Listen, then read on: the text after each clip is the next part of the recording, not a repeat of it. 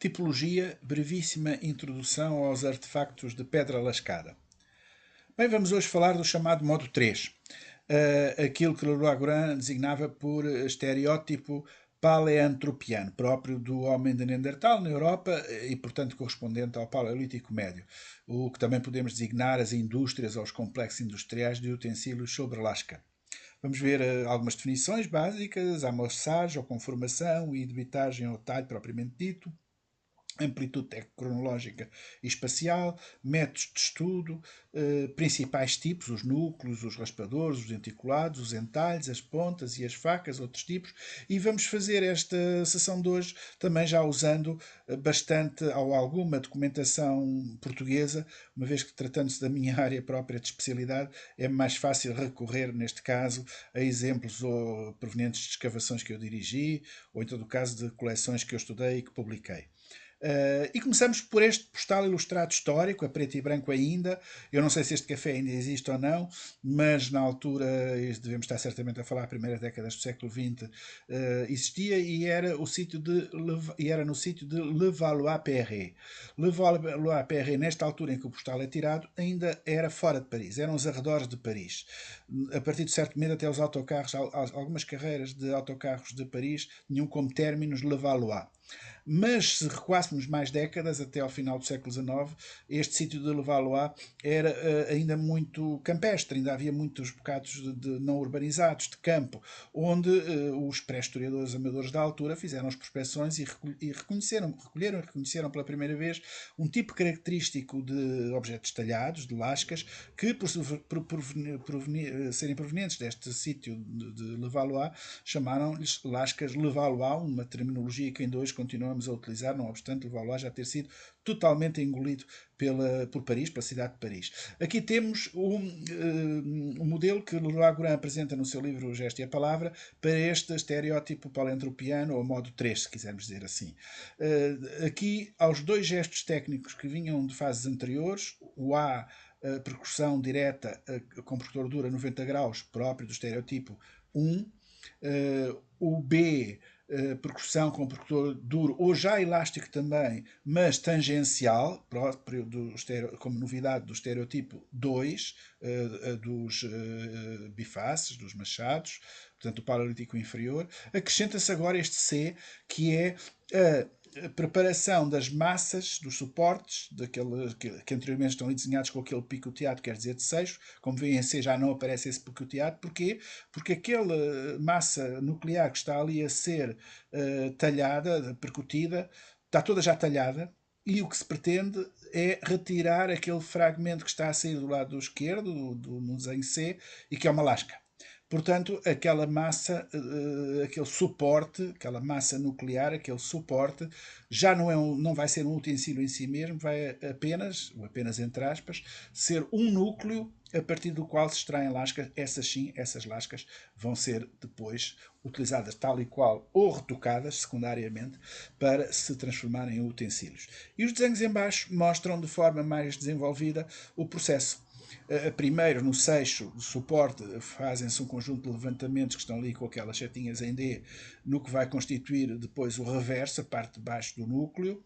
Depois fazem-se outros levantamentos, em E vê-se o perfil, em F vê-se a parte de cima, a parte contrária ao desenho que está em D, ou seja, a parte de exploração ativa do núcleo, esta carapaça de tartaruga, digamos assim, muito típica dos núcleos, deste tipo de núcleos Valois, não quer dizer que tenha que ser sempre assim.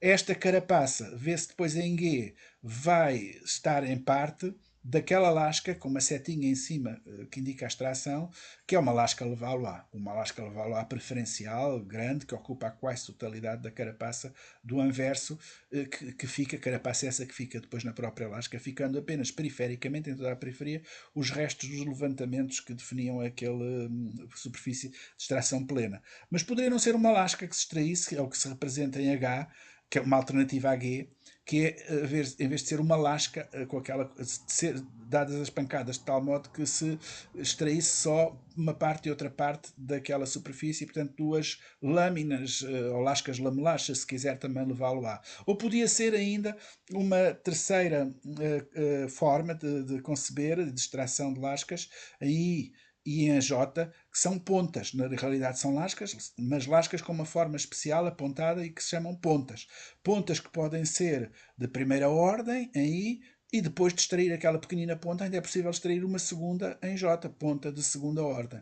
Portanto, temos aqui, exemplificado por Laurent, em termos muito esquemáticos, o método Levallois.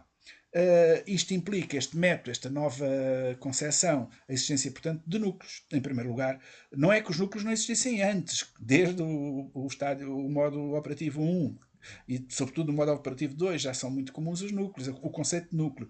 Só que não era tão central na execução das ferramentas como é agora no modo operativo 3. Os núcleos passam a ser verdadeiramente centrais e por isso se pode falar de indústrias de lascas ou sobre lascas, porque são as lascas que vão ser verdadeiramente utilizadas para fazer instrumentos. Quanto aos núcleos, eles são uma fonte informativa extremamente importante, do ponto de vista sobretudo tecnológico, mais até do que tipológico, e eles passam por estes estádios, por este tipo de observações, algumas que já vimos anteriormente: o talho de conformação inicial, o talho periférico, o talho ou retoque de preparação e manutenção de talões, podem ser núcleos não organizados. Claro que um núcleo Levallois é um núcleo organizado, mas também os há não organizados neste período, como vi nos períodos anteriores. Sem redução a duas faces secantes, o núcleo Levallois é um núcleo de conceito, mentalmente, conceito de esquema mental de redução da massa do suporte, da exploração do núcleo, portanto, a duas faces secantes. Ou então podem ser núcleos não, de outro tipo, poliédricos, globulosos, que já existiam anteriormente, como creio que já referi. E no caso dos núcleos com redução a duas faces secantes, ao reverso e ao plano de separação, coisas que vimos no desenho anterior e que aqui se percebe melhor. Este já é de um exemplo retirado de um trabalho meu, a partir de indústrias líticas de Alpiarça, e vejam duas concepções completamente diferentes de exploração da massa nuclear. Em um núcleo de tipo globuloso, à medida que se extraem lascas do núcleo, ele vai cada vez sendo mais encorpado e, portanto, globuloso, como diz o nome. Em dois, um núcleo, um conceito de exploração de uma massa nuclear tipicamente Levallois, em que há a tentativa de redução, digamos, a redução das massas de blocos em exploração do núcleo, portanto, a duas faces com funcionalidades bastante diversas. O reverso, que aqui está com uma cor mais escura, castanho escuro, avermelhado, que é a face de preparação das superfícies pela exploração do anverso. E o anverso passa por sucessivas fases de redução do volume, e em cada uma delas extraem lascas, portanto, o mesmo núcleo Levallois pode dar origem a 5, 10, 15, 20, porventura mais lascas que se extraem, à medida que vai sendo talhado, perdendo volume, até ficar naquela situação que ali se mostra do lado direito em baixo, em 2, de esgotamento final, onde já não é possível recuperar convexidades periféricas, de tal modo que se extraiam ainda mais lascas através do talho periférico, da periferia. Há muitos trabalhos sobre o Levallois. Há umas décadas já atrás, diria mais até do que hoje, o Levallois esteve na moda. Era a grande motivação da investigação, sobretudo das escolas tecnológicas e também um pouco das tipológicas, francesas, inglesa, americana, era o estudo do Levallois. E aqui temos três trabalhos fundamentais, modernos, sobre o Levallois, todos ainda do século XX, finais do século XX. O conceito de Levallois, a variabilidade e métodos do Eric Boedat, do Harold Dibble e do Olef Bar-Yosef, um israelita, a definição e interpretação da tecnologia Levallois, muito feita a partir de achados do Próximo Oriente, e depois este do Philip Van Peer, de Levallois Reduction Strategy. Os núcleos Levallois podem ser Levallois para lascas, para pontas, para lâminas, conforme já indiquei antes quando expliquei o esquema apresentado por Leroy-Gourhan. Podem ser outro tipo de observação de classificação, preferenciais ou recorrentes. Preferenciais, se deles se extrai no limite uma ou muito poucas lascas e cada uma delas é o núcleo, se extrai uma segunda e uma terceira, o núcleo tem que ser preparado para que uma nova lasca ampla, que ocupa grande parte da superfície de exploração, seja retirada. Ou podem ser núcleos Levallois recorrentes que são concebidos à partida para extrair um número razoável de lascas. E neste caso, em que umas até permitem já, é concebido o núcleo de tal modo que ao tirar uma já fica preparada as arestas guia para extrair a lasca seguinte, e a seguinte e a seguinte. Estes núcleos Valois recorrentes podem ser unidirecionais, unipolares, bidirecionais ou bipolares, multidirecionais ou multipolares, cruzados, centrípetos.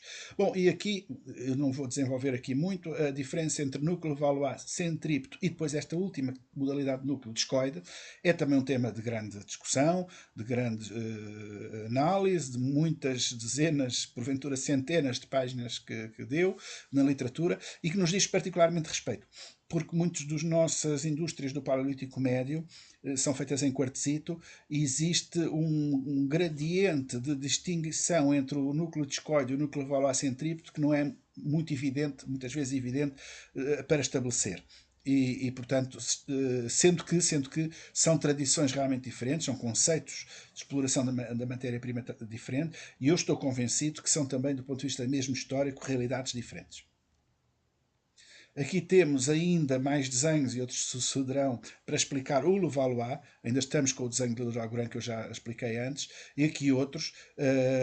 Reparem, é no fundo a mesma explicação. Em cima do lado direito vemos, por exemplo, um núcleo Levallois e a extração de uma lasca preferencial. No meio vemos uma ponta de primeira e uma ponta de segunda ordem.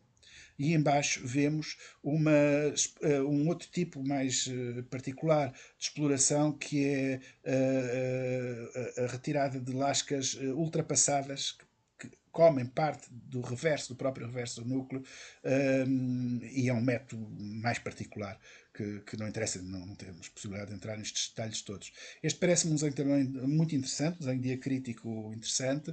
Em cima o início do bloco, núcleo, os primeiros levantamentos que se executam. Depois em B vejam todo um conjunto de levantamentos periféricos no fundo todas as direções, de modo a criar um plano superior, um anverso, com a convexidade certa para embaixo, naquele triângulozinho que se vê ali, no momento certo, e depois ganhas as convexidades certas, em retirar uma lasca Levallois preferencial, que é esta que está aqui em C, e está até o desenhozinho embaixo, detalhado, do talão muito facetado, como é típico das lascas Valois.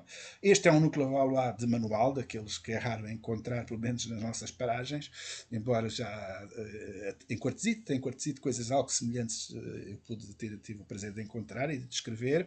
É um núcleo Valois, neste caso em sílex, com uma grande lasca Valois preferencial retirada e todos os levantamentos periféricos, do que ficou agora, periférico agora, do que ficou da carapaça de preparação para poder depois retirar esta lasca que já foi retirada. Continuamos com o mesmo tipo de análise. Vejam, se observarem bem as diferentes fases de construção do núcleo Valois até extrair a lasca em baixo. Ora, é momento talvez para dizer que este método Valois, e não confundir, já disse isso, volto a repetir, com Technical Valois. Ainda é muito comum utilizar a expressão Technical Valois em vez de método Valois. Bom, quando isso acontece, nós percebemos imediatamente que estamos perante alguém que não é verdadeiramente um especialista da área da tecnologia lítica e da tipologia lítica. Porque não, outrora falou-se em Technical Valois, é certo, mas usando com propriedade e rigor as palavras, técnica é a percussão dura, é a percussão dormente, é a percussão direta ou indireta, é comportador duro, comportador elástico, etc. Portanto, isso são técnicas de detalhe. Agora, aqui não, é um método, é mais do que um método, até um conceito ou um esquema operatório, que representa um grande desenvolvimento intelectual, podemos até dizer, do artesão pré-histórico. Porque ele, ao olhar para a massa bruta, que está aqui em zero, tinha que na cabeça ter configurado já todo um conjunto encadeado e complexo de sucessivos passos, de sucessivos gestos técnicos, até chegar à altura em que, no momento certo e com o ângulo certo, com a pancada certa, tirava a lasca, que essa sim depois ia ser o seu instrumento.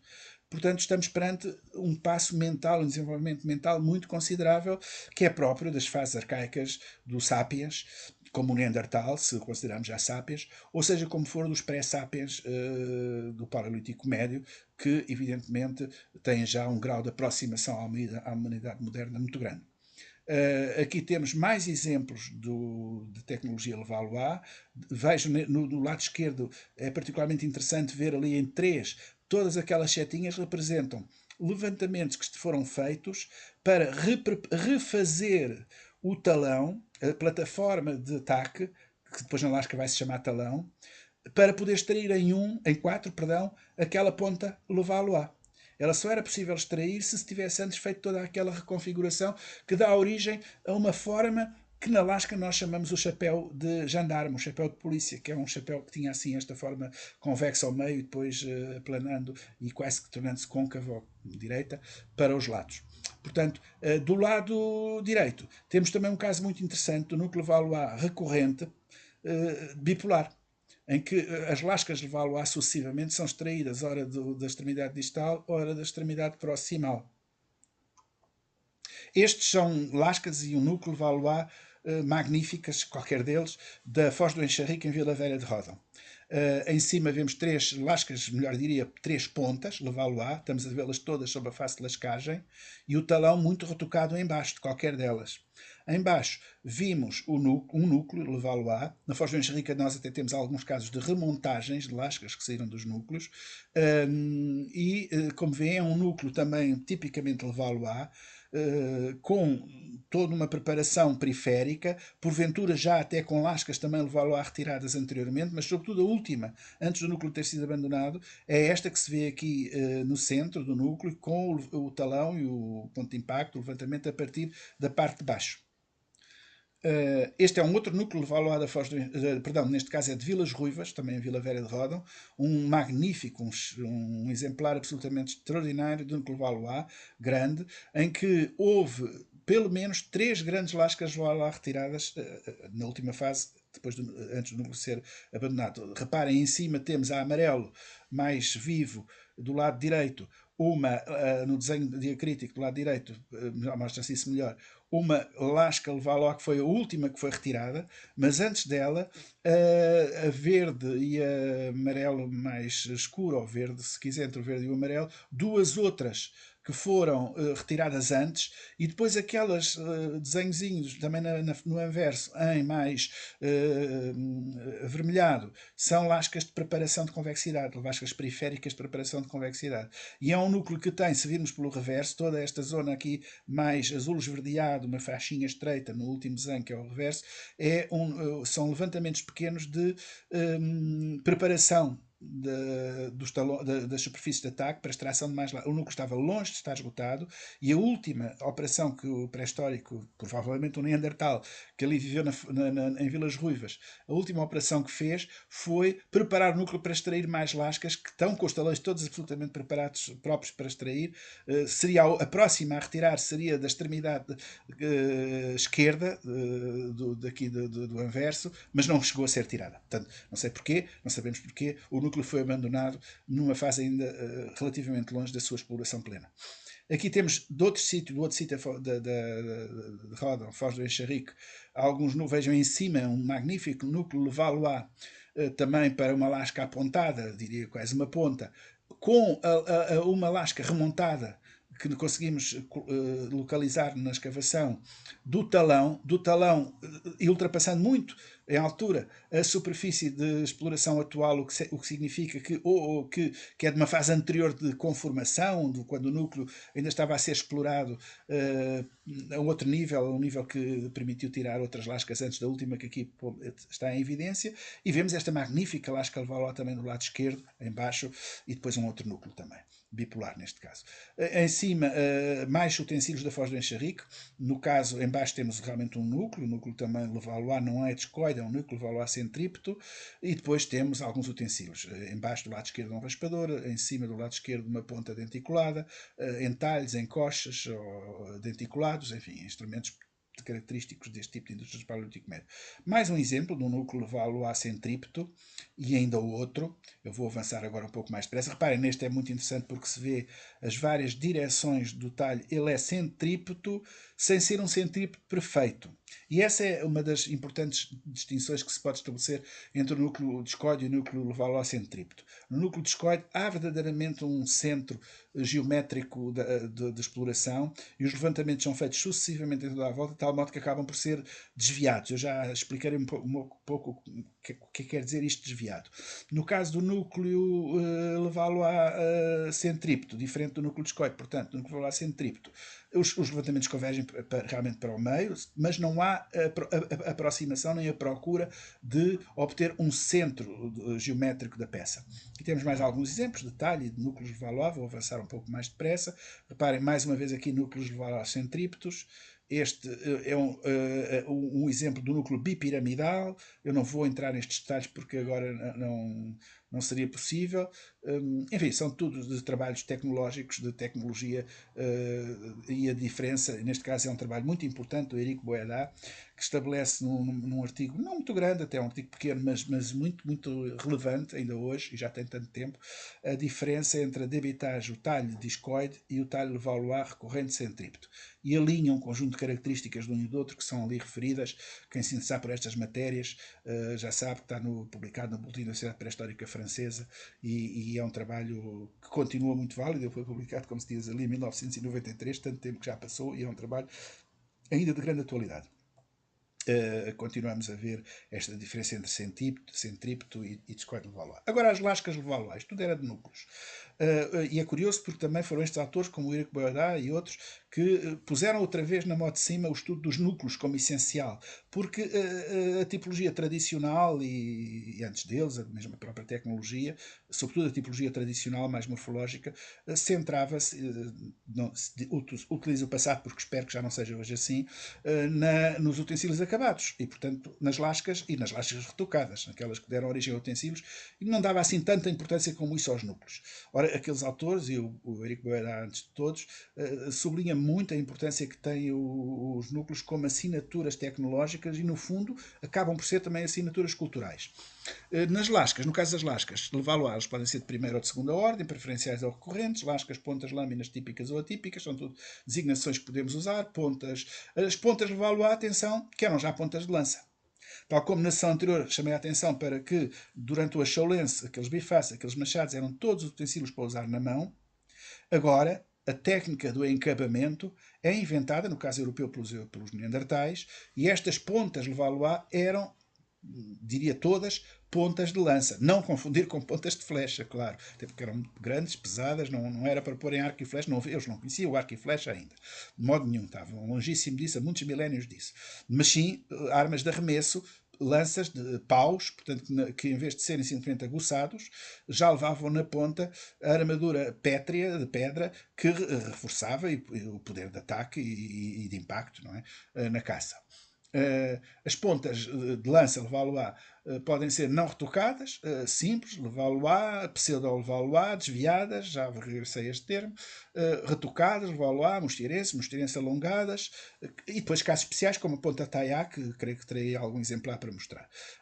Aqui temos pontas Levallois, retiradas, aliás, não estou em erro, da tipologia de François Bordes. Levá-lo-á em cima sem retoque e em baixo pontas Valois retocadas, chamadas, aquela que tem o número 6 ali, a ponta mosteirense.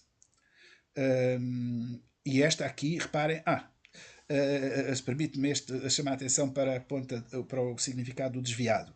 Reparem estas duas setas, elas indicam a direção do eixo de debitagem, ou seja, a direção da pancada do percutor que extraiu aquelas lascas, em que direção é que a pancada foi projetada. Em cima, como veem, a ponta, a pancada foi projetada segundo o eixo da própria peça. O eixo morfológico da peça. A peça é uma ponta, portanto uma peça triangular, apontada, e a pancada de percussão vai na direção da ponta, da dita ponta, não é? Da extremidade da ponta. Portanto, em baixo, não.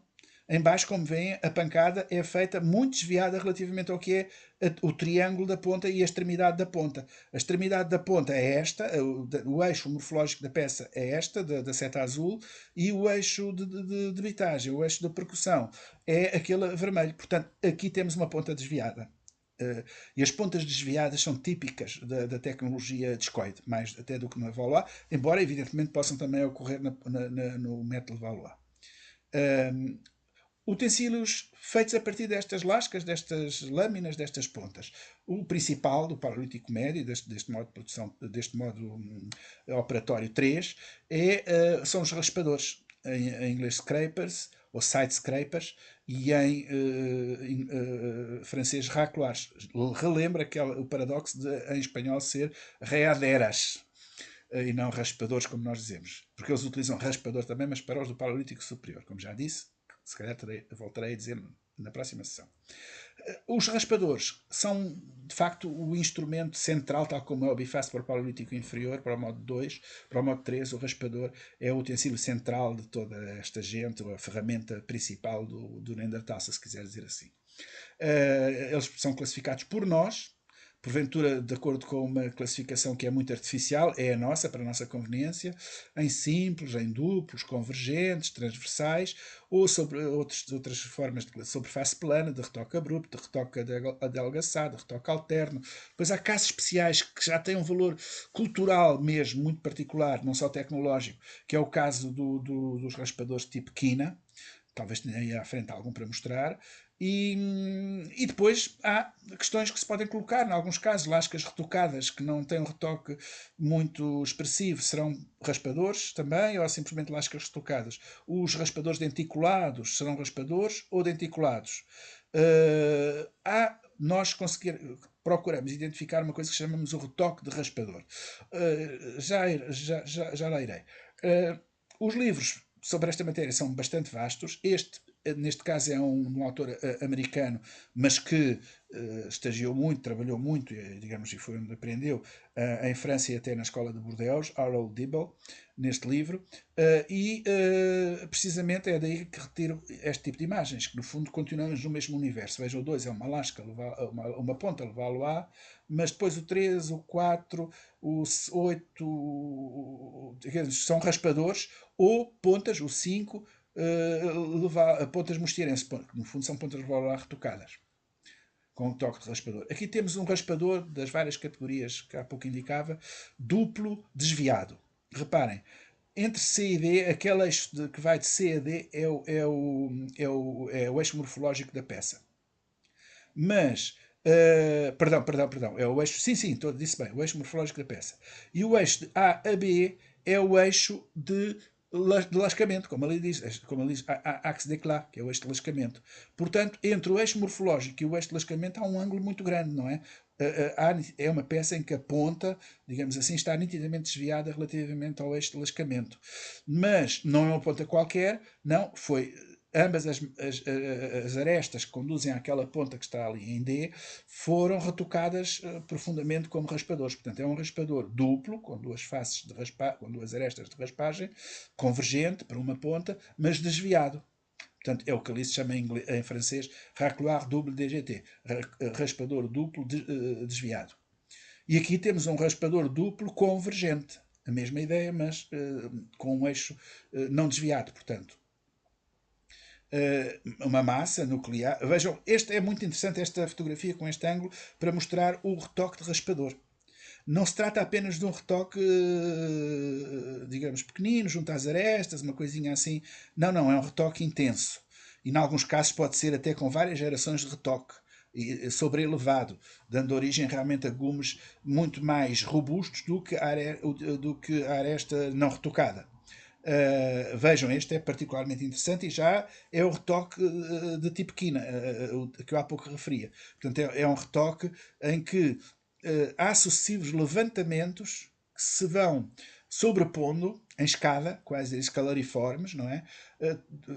Dando, digamos, um arco convexo cá embaixo de linha de gume muito bem trabalhado, muito bem preparado. Este é um raspador reto, com o gume direito, reto, portanto, e aqui temos um raspador também magnífico, não é?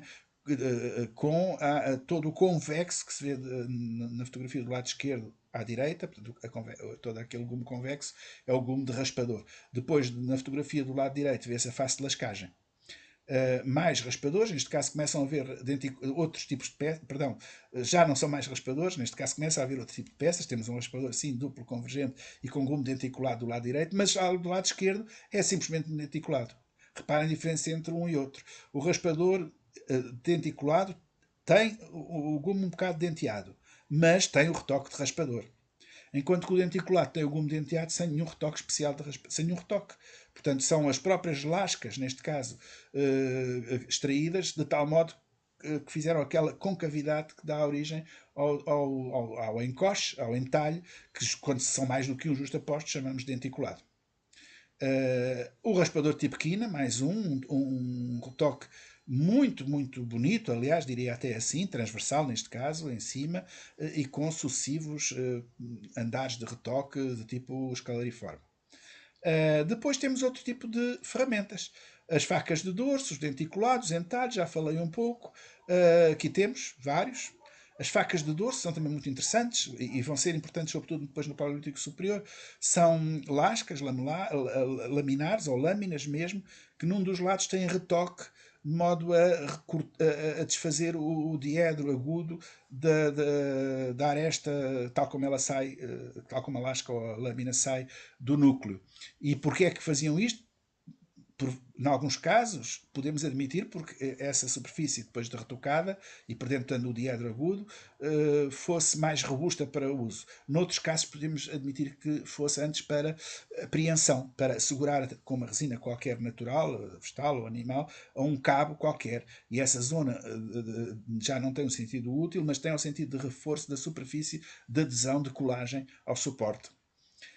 Em Portugal, este tipo de instrumentos, com este tipo de metodologias, muitos de nós, em todo o mundo, toda a Europa, desde logo, muitos utilizamos mais ou menos métodos retirados daquele tipo enfim, de terminologias e de análise que eu, nos slides anteriores, vou-vos mostrar uns quantos exemplos meus retirados de trabalhos que eu próprio realizei, sozinho ou em colaboração com outros colegas.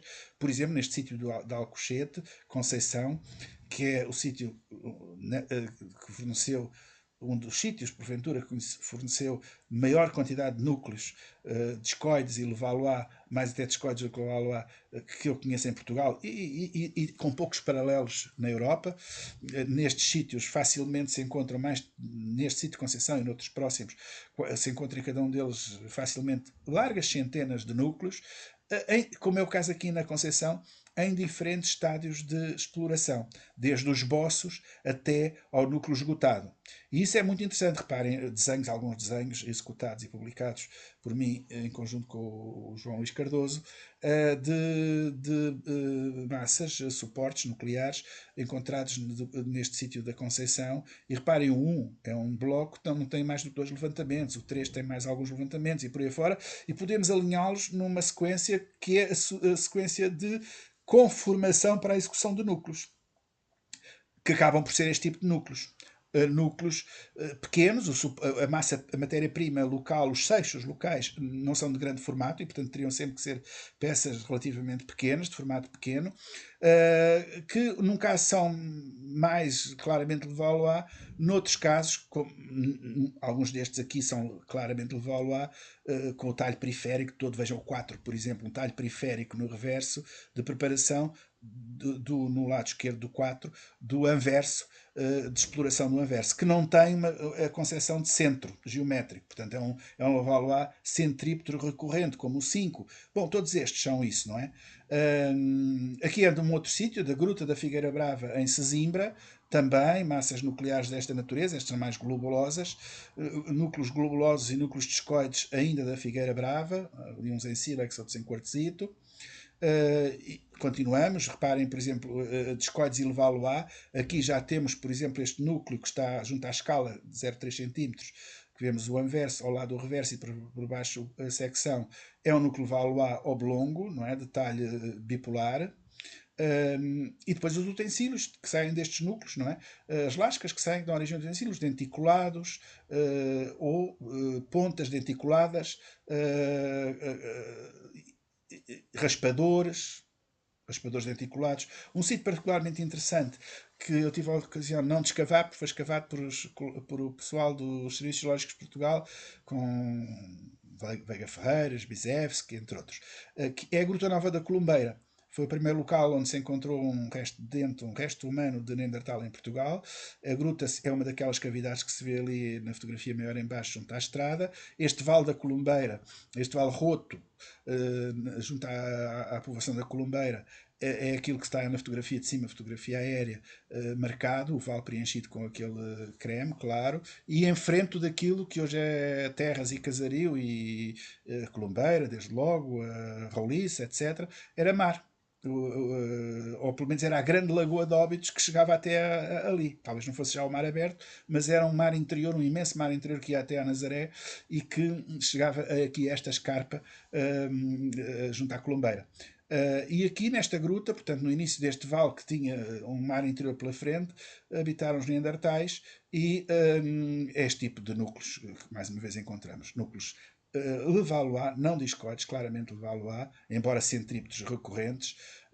Talho Levallois correspondente, estas lascas laminares, estas mesmo lâminas, e raspadores, de vários tipos, como veem aqui, alguns magníficos, aliás é uma indústria. O número 13, por exemplo, é um típico raspador desviado convergente, há pouco já expliquei melhor o que isto é. E também denticulados, entalhos. Vejam, o número 5 ali é uma ponta de taiaque, uma ponta denticulada, já há pouco falei nas pontas de taiaque. Aqui, uma das características destes indivíduos, e não sabemos bem porquê, do ponto de vista económico, que habitaram na Colombeira, foi o precisarem muito e fazerem muito bicos perfurantes, não é? Aqui temos uma das mais belas, duas das mais bonitas, pontas de taiaque, pontas de lança, portanto, da Colombeira. Pontas de taiaque são pontas com esta característica, com os bordos denticulados, e eram pontas de lança, evidentemente. Ainda da Colombeira, algumas dos índices, reparem, isto são do estudo da monografia sobre a Gruta da Colombeira que nós editamos, podem-se encontrar estes quadros todos, portanto, inclusivamente depois tendências ao longo da sequência estratigráfica, tendências tipológicas e tendências tecnológicas. Por exemplo, os principais índices técnicos mantêm-se estáveis, mas, por exemplo, os indicadores tipológicos não conhecem. O que está ali em baixo, no gráfico do lado direito, é índice de Levallois tipológico, índice de raspadores, índice do grupo 2, índice do grupo 3, índice do grupo 4, que é os denticulados, enfim, e há variações significativas que nós podemos interpretar ao longo da existência naquela gruta, nas camadas, desde a mais antiga, que é a nova, até à mais recente, que é a 4, como é que os neandertais que ali viveram foram mudando, adaptando as suas ferramentais líticos às necessidades que tinham, não é? Estas são as tendências evolutivas ao nível dos núcleos. Esta questão da variabilidade mosteirense tem muito que se lhe diga. Aqui temos François Bordes no campo, e aqui temos um outro dos grandes nomes nesta matéria, que já faleci também, que é Louis Binford, um americano. Dificilmente se encontraria pessoas com visões da arqueologia e da interpretação dos líticos e da própria pré-história mais opostas. O François Bordes, geólogo de formação e muito ligado à história como conceito de interpretativo do Paleolítico. O Binford, antropólogo e muito ligado à antropologia como modelos interpretativos da pré-história. Bom, ora, eles ambos se dedicaram, digamos, a procurar explicar cada um à sua maneira a variabilidade do mosteirense, destas indústrias do Paleolítico Médio, e fizeram por formas bastante diferentes. E não obstante, eram muito amigos e respeitavam-se mutuamente muitíssimo. François Bordes tinha, o que não era fácil para François Bordes, muito respeito por este americano, Louis Binford, e Louis Binford, quando escreveu sobre esta matéria, atacava muitos, inclusive outros arqueólogos americanos que se dedicaram ao assunto, ou ingleses, dizendo que não sabiam nada do assunto, ele não media muitas palavras, mas que François Bordes não. François Bordes era um caso diferente, em que eles discordavam, mas aí ele tinha que ser muito mais cuidadoso na sua argumentação, porque no fundo acabava por dar a entender, ou dizer mesmo, que ambos podiam ter a sua razão. Este é um dos sítios mais tradicionais, o que dá origem ao nome. Atrás, entre estes dois prédios, naquelas escarpas rochosas lá atrás, situam-se os abrigos de Le Moustier. Estamos na localidade de Le Moustier, moustierense, precisamente. E reparem, as diferentes mosteirenses que François Bordes definia eram deste tipo: o mosteirense de tradição chalense A, o mosteirense de tradição chalense B. Eu não vou entrar no detalhe dos instrumentos, cada um era composto com a sua própria constelação de instrumentos, ou o mosteirense típico, que seria este, ou o mosteirense denticulados, que era este, ou o mosteirense charentiense, que era este. Portanto, estes diferentes mosteirenses, para François Bordes, corresponderiam mesmo a tradições culturais diferentes. Ele chega mesmo a utilizar o termo e a falar em tribos diferentes.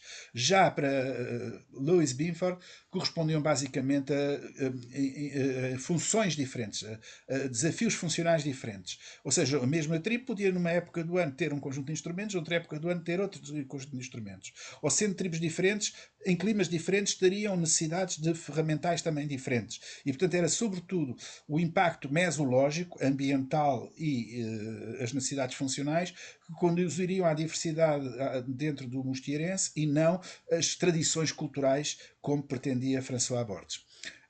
Aqui temos estas teses clássicas. François Bordes considerava que os diferentes mosteirenses eram diferentes grupos culturais, bandos ou tribos. Reparem que o termo tribo é muito impróprio. O termo correto devia ser brando. Mas nós, muitas vezes, e o próprio François Bordes, que não era nem etnólogo ou antropólogo, nem sequer historiador, como disse, era geólogo, utilizava o termo tribo assim de uma forma pouco técnica, não é? Louis Binford considerava que eram diferentes atividades funcionais, sazonais, porventura, e Paul Mellers, um inglês também que se dedicou a este assunto, dizia que devia corresponder sobretudo a uma diacronia, porque na realidade nós tínhamos naquela altura, continuamos a ter dificuldade em situar exatamente o tempo cada indústria lítica do Paleolítico Médio, e entre uma e outra pode haver 3.000 anos de diferença quando nós consideramos vagamente contemporâneas. E isso pode corresponder a períodos climáticos diferentes, não as estações do ano, mas fases climáticas diferentes. Teses mais recentes sobre esta diversidade, Jean-Michel Geneste enfatiza muito as condições de acesso à matéria-prima. A maior ou menor facilidade de acesso à matéria-prima conduziria a diferentes tipos de mosteirenses. O Harold Dibble fala, sobretudo, na intensidade do uso de instrumentos, ou seja, o uso e reuso e rejuvenescimento sucessivo de arestas de um instrumento pode fazê-lo mudar de tipo, daquilo que nós consideramos tipos diferentes. E o Nicholas Roland fala na localização dos sítios e dos ambientes físicos. É um tema que continua muito atual, devo dizer que me apaixona bastante. François Bordes, para chegar àqueles vários tipos de mosteirense, utilizava a sua lista de tipos do mosteirense, que aqui vimos, já referi antes, que vai até 60 e tal. Começa por o grupo Levallois, depois o grupo das facas de dorso, e depois, sobretudo, o grupo dos retoques. Antes já passei o grupo dos raspadores, ali as pontas, os utensílios menos característicos para o final, como o seixo talhado, os diversos, etc. Estes são índices que, utilizando o método Bordes acrescentado, como já expliquei anteriormente, por outros índices que eu próprio desenvolvi, utilizei num dos locais que já antes referi, na Figueira Brava, índice de Levallois, índice de vastagem estrita, IR, o índice de raspadores, e por aí fora. E aqui uma modalidade de apresentação dos índices. Reparem, por exemplo, considera-se que uma indústria do Paleolítico Médio deste tipo tem muitos raspadores, tem um índice de raspador muito grande, o IR, o grupo 2, se o valor se situar entre 50 forte a mais de 60 muito forte. Neste caso, na Figueira Brava, tinha um índice entre o forte e o muito forte. Mas, por exemplo, o grupo 4, que é o grupo dos denticulados, só para dar agora um outro exemplo, será forte, o grupo de denticulados, se estiver entre 30 para cima de 25, 30 para cima. Ou, neste caso, estava nos 17, portanto, estava entre o fraco e o médio. Portanto, enfim, estes indicadores todos permitem avaliar da diversidade do mosteirense. Depois, o que é que isso quer dizer já é um assunto muito mais complicado. Aqui está uma outra forma ainda de representação dos diferentes tipos de raspadores naquele sítio da Figueira Brava.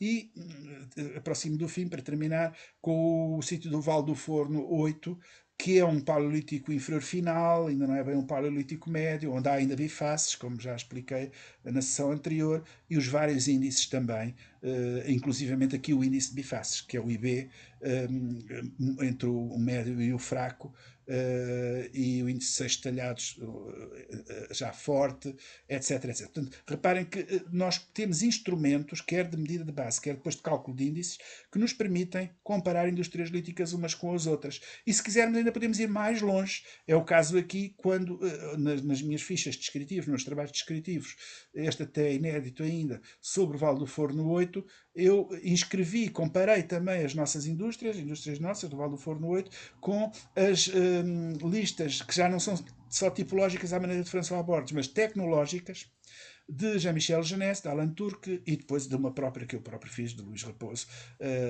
fazendo este tipo de gráficos que nos permitem comparar indústrias umas com as outras.